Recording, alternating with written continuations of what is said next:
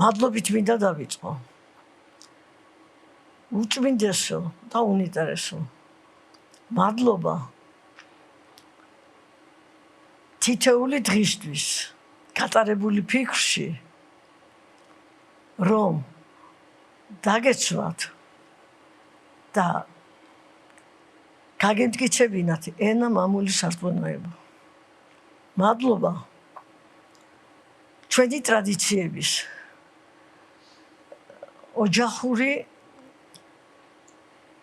ასე ვთქვათ, ღირებულებების და ღირსების დაცვისთვის. მე მინდა თანაუგრძნო მთლიანად საქართველოს. ჩვენი პატრიარქი ეპოქალური მოღვაწეა და მისი გარდაცვალება დიდი დანაკლისია მთლიანად, როგორც ჩვენი ქვეყნის, ისე მთლიანად ქრისტიანული სამყაროსთვის.